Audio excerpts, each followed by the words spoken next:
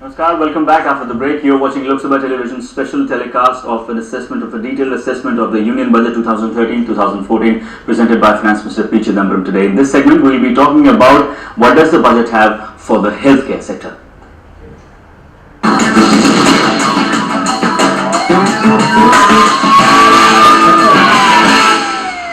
And joining us in this segment is an eminent panel, and I'll begin with P.K. Pradhan, former Union Health Secretary. Mr. Pradhan, thank you so much for joining us here. Thank you. Right next to him is P.K. Hota, also former Union Health Secretary and presently engaged with the United Nations as a consultant for health services. Mr. Hota, thank you so much for joining us here. And right here with me is Dr. K.K. Aggarwal, National Vice President-elect, Indian Medical Association. Dr. Aggarwal, thank you so much for joining us here. Mr. Pradhan, of course, the obvious, everybody knows the announcement that has been made. The total allocation, 37,330 crore. This is an increase of roughly 27-28% as far as last year's budgetary allocation is concerned. But as far as this allocation, as far as the expectations for the budget sector, a lot of people have been saying at least 3% of the GDP, the expectation needs to be hiked. Is this a big step in that direction towards increasing the allocation for the health sector? Yes, the hike in the health budget is welcome, but it could have been slightly probably higher. Okay. Because when you talk of the 12th plan allocation, and if you want to really achieve 2% of the GDP minimum by the end of the 12th plan, obviously first 2 years should account for nearly 30%. Otherwise, it's very difficult to utilize all the balance allocation for the 12th plan with the last 3 years period. And many of the activities have to start from the first or second year. Otherwise, you can't complete the other projects within the next 3 years' time. For example, if you want to start new medical colleges and support the state government in creating new medical colleges or start expanding the capacity of the existing medical colleges, you start this scheme right now because the gestation period for each project takes almost 2 to 3 years' time. Same thing goes for creating super specialty hospitals because we need a lot of tertiary care, keeping the increasing burden of non-communicable diseases, and standalone hospitals for cancer, cardiovascular, other places. So unless you start activities in this year, then automatically it will be very difficult to utilize the full budgetary allocation within the next 3 years and to achieve the 2% of GDP. Okay. Mr. Hota, the big ticket announcement which seems to have been, which a lot of people have sort of given attention to as far as the announcements made by the Finance Minister is the National Health Mission.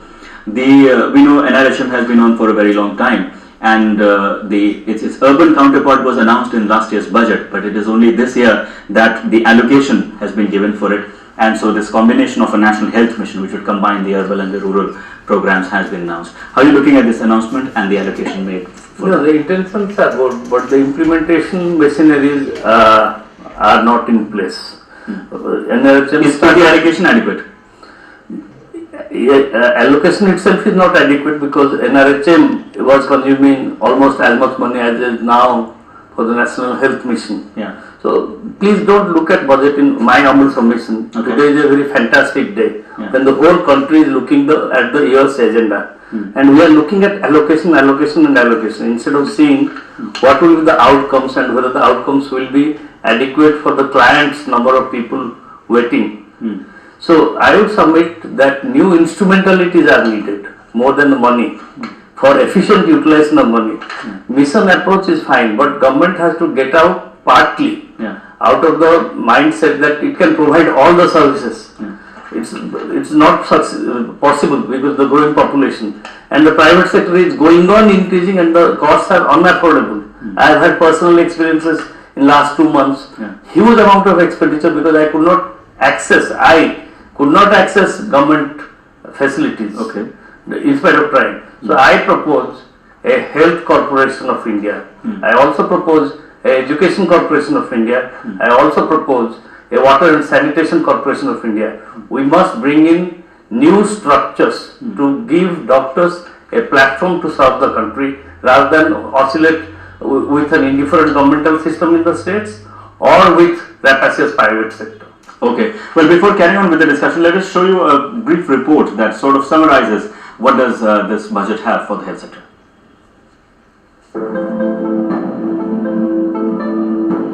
After independence, the initial focus of our policy makers was on sectors like agriculture, infrastructure and military, because of which social sectors like health and education got neglected. Till date, we have been able to spend just about 1% of our GDP on healthcare, while international norms for developing countries demand that this spending should be at least 3%. Progress on 6 AIIMS-like institutions that had been announced 7 years ago is languishing, with the completion rate standing at 48% in AIIMS Patna to 77% in AIIMS Jodhpur.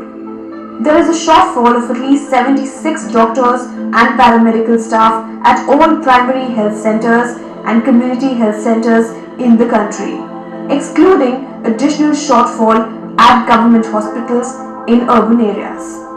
India alone still accounts for 1/3 of all annual maternal deaths in the world, according to World Health Organization's latest data. To reduce the number of maternal deaths, women need access to good quality reproductive health care. Bringing down the rising cost of medicines is another priority area, for which the Union Cabinet cleared the National Pharmaceutical Pricing Policy last year. Tax concessions on several drugs, vaccines and drug components are expected.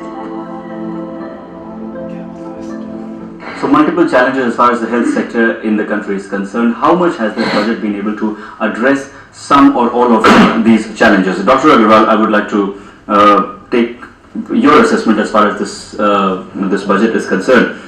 One of the important issues that we tried to flag in this report is a shortage of doctors and other medical and non-medical staff in this country.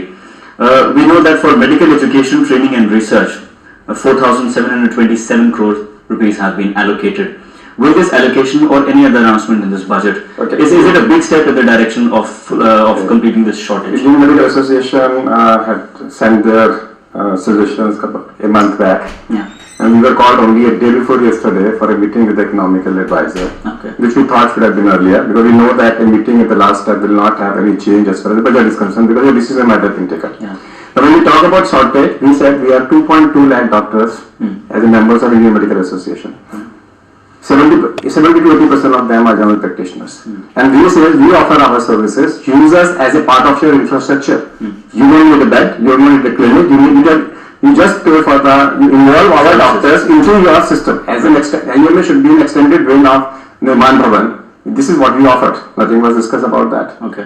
We said, okay, you want our doctors to go to a rural area. I said, give them tax holidays. Doctors who spend in 2 years, give them tax holidays. That means no taxation. Tax-free income if doctors from urban area settle for 2 years in a rural area. Okay. Nothing happened with that. Okay. We also said that when you are asking me to go for 2 years and serve after MBBS, give me additional degree. Yeah. Give me additional degree, call me as MD rural medicine. During those 2 years. Or make MD compulsory in a rural area. Something you have to give. You can't say you go there and serve.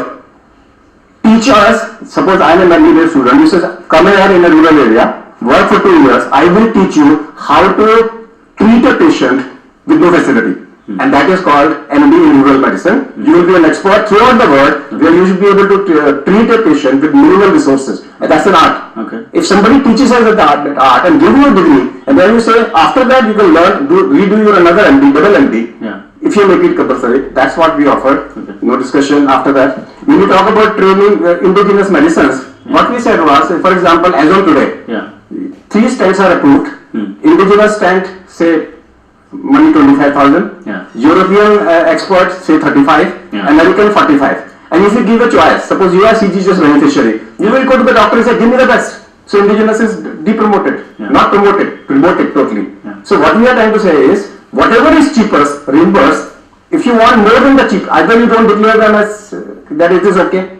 If it is approved by the DCGI, the drug is good. The cheapest medicine should be reimbursed. More than that, let the patient pay from his pocket. Then everybody will come back and say, why you are not doing that? Right. We said make insurance compulsory. When you have a car, insurance compulsory. You can't drive a car on the road without an insurance. Then how you are allowing the machine? I'm the costliest car in the world. Yeah. How you are not allowing me without an insurance? Yeah. If you make everybody insured, and those who can't insure, let the government pay. Okay. What will happen with that is, in everywhere, if Pepsi, Coca-Cola, Burger can reach a rural area, why can't health services reach? Okay, You have to involve. so you're saying that there are so many fronts on which several Absolutely. actions could have been taken. Every private doctor should be a part of the government structure compulsorily. Reimburse them for their manpower. Okay. Reimburse them for their intellect. Okay. Infrastructure, use their infrastructure. Okay.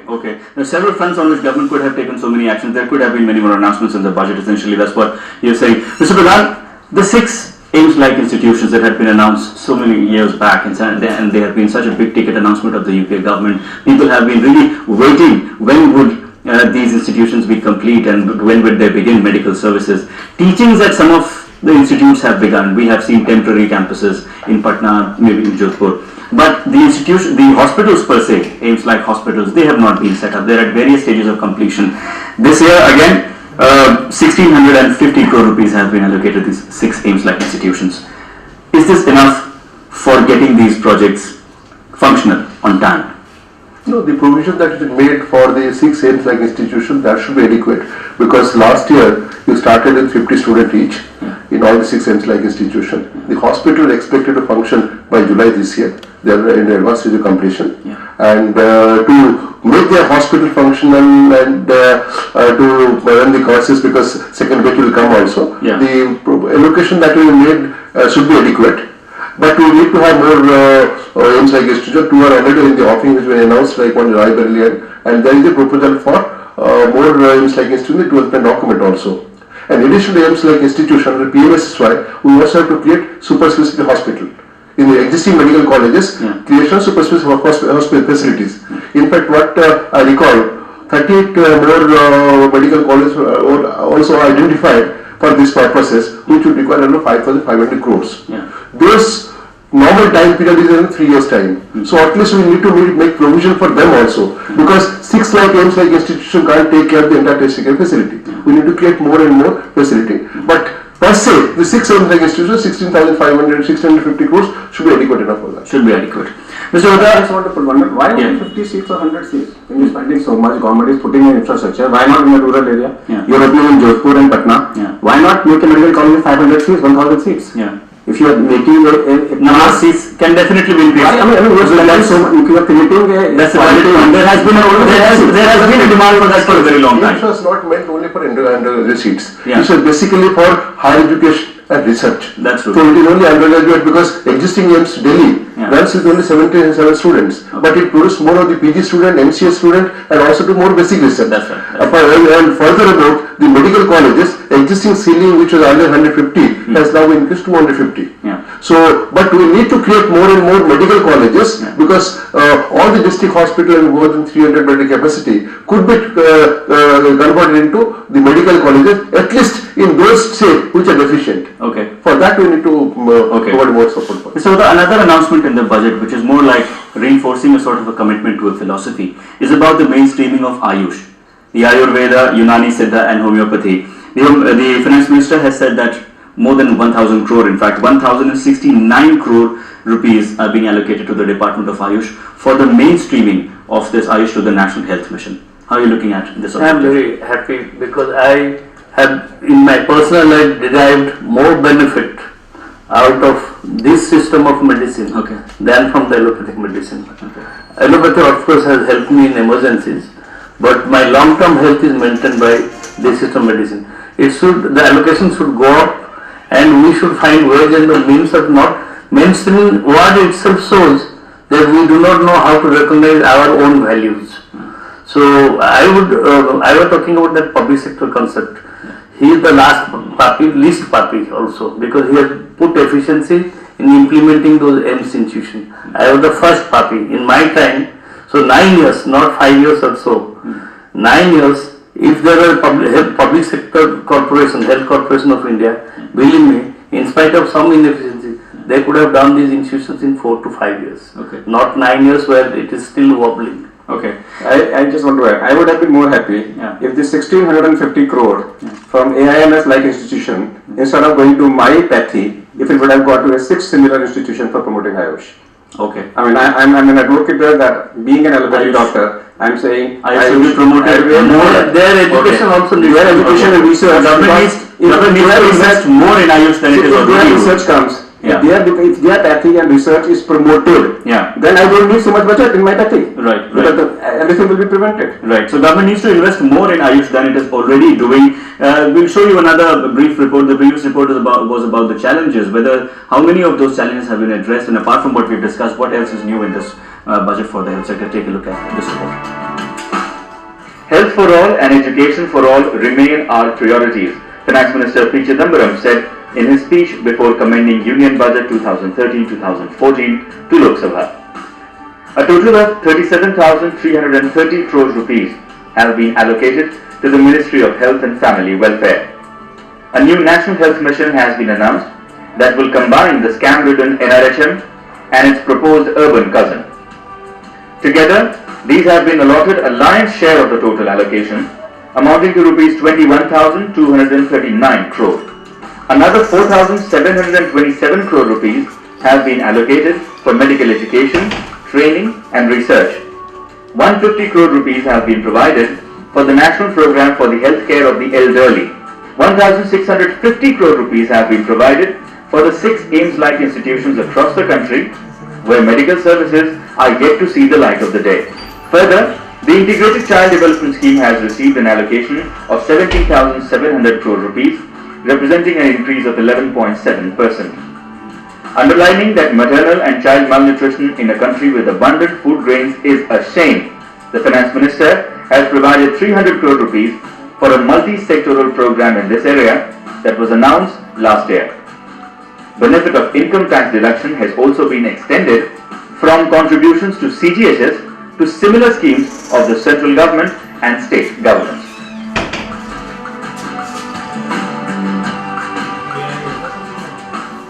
Mr. Duran, another announcement is about a program that, according to the Finance Minister's announcement, is already running. That program will be expanded a little bit more, and this is the National Program for the Healthcare of the Elderly. According to the Finance Minister's announcement, that it is being implemented in 100 selected districts, and 8 regional geriatric centers are also being funded. In this budget, this has been provided 150 crores. Tell us a little bit more about this program and how will this what will this allocation do for it? No, this elderly program started 2 years back, and both the elderly as well as the program for non-communicable diseases was taken up on a pilot basis for 100 districts. The objective is to expand to the entire country by the end of the 12th plan. You see, in our changing population structure, in fact, we are having more and more with increasing life expectancy and the skewed distribution population, the aged population is going to increase tremendously over the next 5 to 10 years. Yeah. So unless, and that brings in its wake a lot of genetic problems. So keeping that in view, we wanted to start the genetic program in 100 districts to begin with and expand to 600 districts by the end of the 12th plan. Yeah. They are already working in the 1200 districts, and in addition we wanted to start a genetic clinic in all the district hospitals beside the regional centers. So the 120 years would have been normal escalation of the last previous year, because last year also provision was there. It is hardly step up around 10%. That will not cover more than 100 districts. So our target should have been to take up a new 100 district under genetic, because it takes time for the people also to get stabilized and start the various facility at the district and sub-district level. Okay. So I get the feeling from your assessment that the overall allocation for the health sector per se seems grossly inadequate. No, this is zero. I feel because to be honestly speaking, this year the entire health budget will increase not by 27%, by 27.5%. Okay. And because the 11th plan also, if you see, the total allocation was projected 1.4 lakh crores, ultimately available to 99,000 crores. So it is only 71% of the total allocation. That happened precisely because the first 2-3 years the allocation was very limited. Yeah. So similarly also, if you really want to have spent 3 lakh crores by the 12th plan, obviously the first 2 years it will be only 10%. Next 3 years it is impossible to expand and spend 80% of the total plan. We are losing out on critical time. Yes, I'll come to you, Mr. 8% of the population is elderly. Yeah. 8%. Yeah. And in 8%, the insurance company says, sorry, I am not going to give you an insurance. After a particular age, they will not give you insurance. Yeah. So these are the people, no insurance, Yeah. and no fund by the government, no scheme by the government, only 150 crores 8% population means 8% of the total health budget should be on the elderly. Right. And that should be at least 3,000 crores. Right. In 3,000 crores, 150 rupees is like done.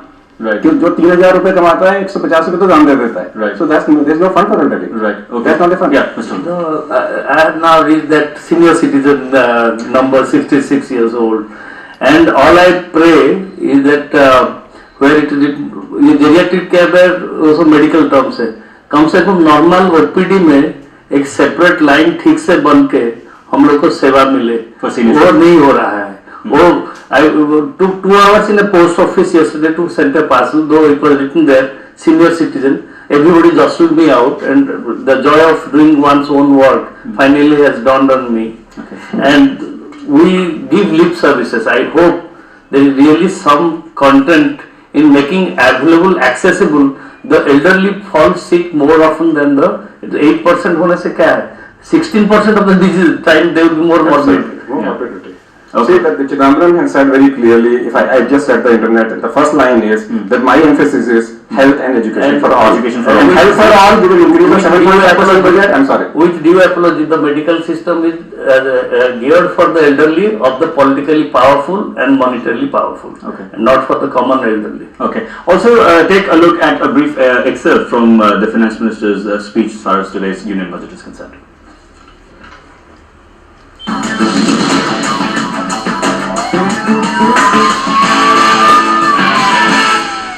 Providing medical facilities such as an infirmary or a resident doctor in the education institutions run or funded by the foundation. I propose to allocate rupees 100 crore to launch this initiative. Government is committed to provide support to persons with disabilities. I propose to allocate a sum of rupees 110 crore to the Department of Disability Affairs for the ADIP scheme in 2013-14 as against the RD of 75 crore in the current year. Health for all and education for all remain our priorities. I propose to allocate rupees 37,330 crore to the Ministry of Health and Family Welfare. Of this, the new National Health Mission that combines the rural mission and the proposed urban mission will get rupees 21,239 crore, an increase of 24.3% over the RE. I propose to provide rupees 4,727 crore for medical education, training and research. The national program for the health care of elderly is being implemented in 100 selected districts of 21 states. 8 regional geriatric centers are being funded for the development of dedicated geriatric departments. I propose to provide rupees 150 crore for this program. Ayurveda, Unani, Siddha and homeopathy are being mainstreamed through the National Health Mission. I propose to allocate rupees 1,069 crore to the Department of Ayush. The 6 AIIMS-like institutions have admitted their first batch of students in the academic session that commenced in September 2012. The hospitals attached to the colleges will be functional in 2013-14. I propose to provide a sum of rupees 1,650 crore for these institutions.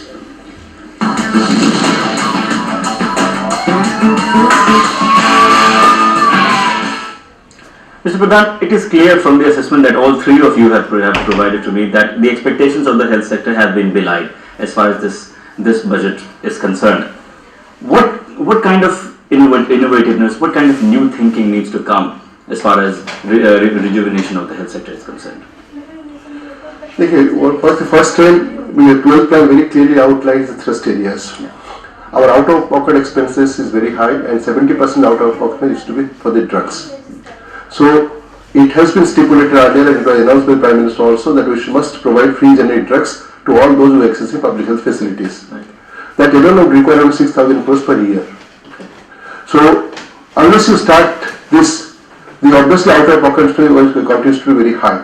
And in fact, Rajasthan has shown also the way they started in 1 year, the footfalls in the OPDs and all this has gone up almost by 40 to 45%. Okay. So obviously, availability of drugs in public facility is one of the essential requirements that must be started also. Okay. And but simultaneously we also need to take measure how to produce more doctor, Okay. Yeah. how to improve the capacity by making district hospital knowledge centers, Definitely. and secondly, we must try to make the district hospital provide advanced level secondary care so that people don't have to flock to the cities for tertiary kind of facilities. Definitely. So these are the three essential areas and we must try to take action immediately. Okay. But one more thing which I like what Finance Minister mentioned about integration between various schemes being run, social security, income, social security. Like lot of activities by RSBY, the Matutya Sahayog Yojana, like JSY by the ministry, they are operated by different ministries taken together. Yeah. How to bring more convergence and how to bring more unity, that need to be done. So that at least you can synergize the entire activity and whatever resources available for this area, we could leverage much more than what is required. Okay. Mr. Hota, very quickly, Sir, most important Finance sustainable Minister could as well turn back and said to you two people you are talking to, where is your capacity to use more money? There is 30 to 40% vacancies in all state government cadres, particularly the district cadres. Okay. So we must bring in PPP not as a buzzword but an actual reality. IMA, they said, I have worked out a concept whereby small budget block level clinic, but under the Health Corporation of India oversight, it's possible to infuse 10,000 doctors within a period of 1 to 1.5 years. Right. So we need to create PPP with ordinary MBBS doctors who are suffering Okay. in private hospitals. Please, Okay. they are not getting more than 30 to 40,000 rupees. Okay. They will get a lakh of rupees if this Okay. follow. Implement PPP in reality, not just as a buzzword. Dr. Aggarwal, your final words. Involve IMA doctors under government, use them, give them facilities, give them some tax holidays, use them instead of giving them non-doctors, giving them opportunity to open hospitals. Involve the doctors. We have 2.2 lakh members, more than that, we open about approximately 7 lakh doctors. Give them some incentives so that they can serve the nation and improve the health status of the country. You don't require infrastructure, you only require to pay for the HR. Okay, human resources. I hope the government listens to you and let's see what good comes out of it. Mr. P.K. Pradhan, P.K. Hota, Dr. Aggarwal, that's all I have time for. Thank you so much. Thank you. Thank you so much for watching this segment. It's time for us to slip into a very short break. On the other side, we'll be talking about what does this budget have for the infrastructure sector. Stay tuned to the special program on Loksabha television.